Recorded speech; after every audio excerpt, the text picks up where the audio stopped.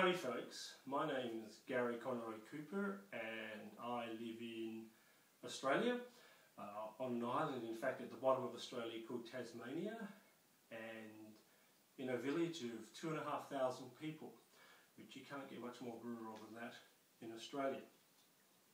And I have to read my story if you like, because I'm not as amazing as all the other people on this particular channel who can just roll it off their tongue. So I have thought about what I'm going to say.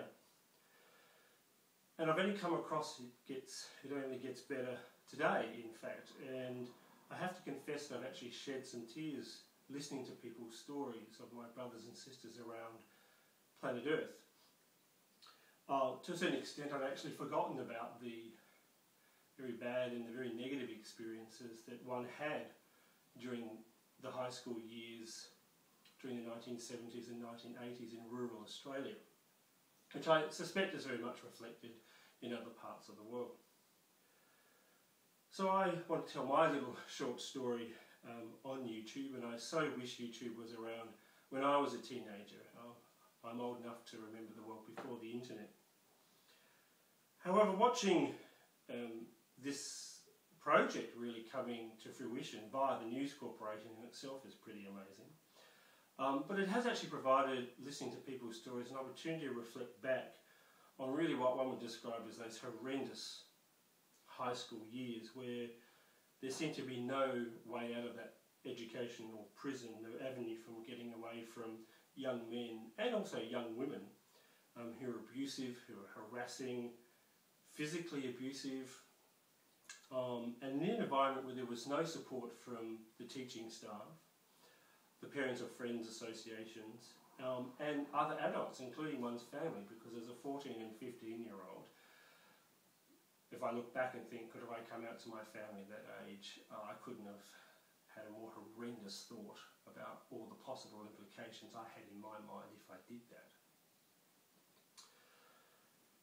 But in a strange kind of way, reflecting back, I actually want to thank all those arseholes at my high school in Narracourt in country South Australia, when I was there during 1977 to 1981. I want to actually thank them in a strange kind of way for their abuse, both verbal and physical, because it actually toughened me up in ways that I could have never imagined, or how I would have applied the resilience one developed, if you like, during those high school years in my adult life. I could have been a victim of the schoolyard, of schoolyard harassment. I could have been a victim of teachers ignoring actually what was going on under their noses. Or I could have been a victim who definitely considered taking suicide as an option, and certainly walking home from school, after school in the afternoon, as a 14 and 15-year-old to contemplate the end of your life. I know how that feels, and it's, on reflection, a pretty frightening place to be. It was also incredibly lonely, and that's something that this particular project I think is just amazing, because there are so many of us out there, and this mechanism of YouTube and the internet means we don't have to be lonely in that experience. Because the feeling of aloneness when you're having such a bad time is so dangerous, it's so destructive, it's so debilitating, that really does lead often to those feelings that there is no escape from it.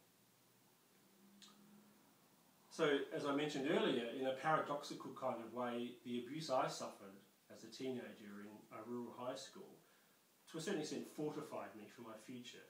It actually made me resilient against the world, and really against the fuckwits of the schoolyard.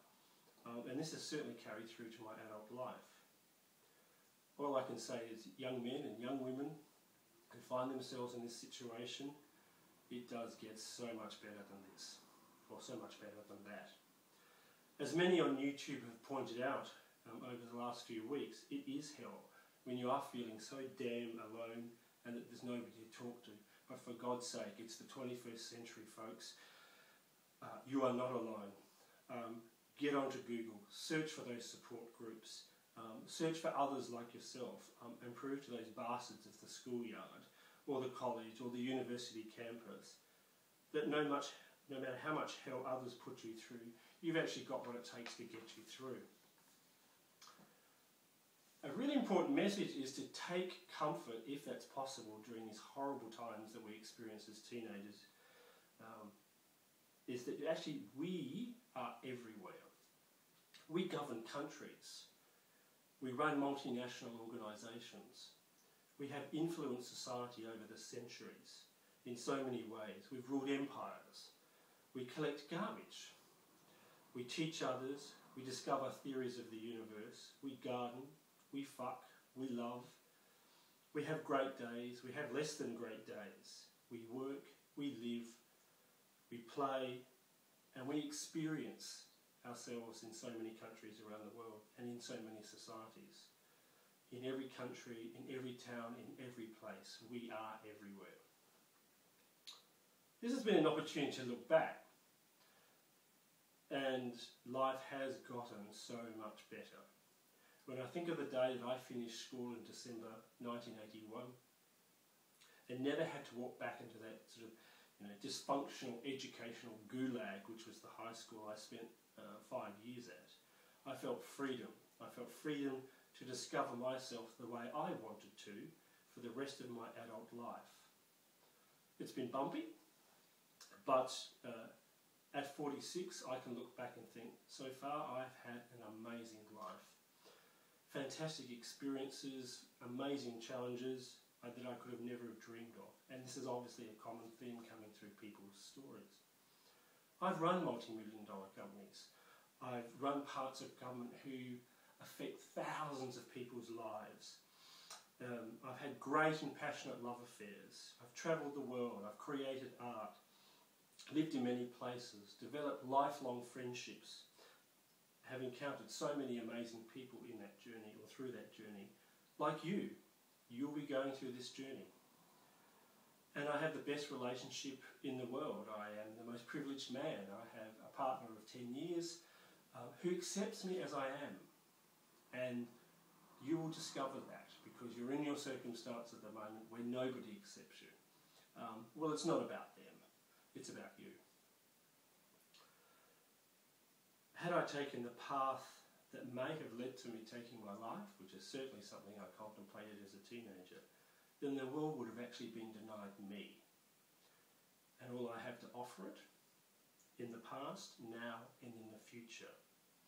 Don't deny the world what you have to offer. Our world needs you. The people and humanity that you will encounter in your future need you, need to experience you. And it does get so much better.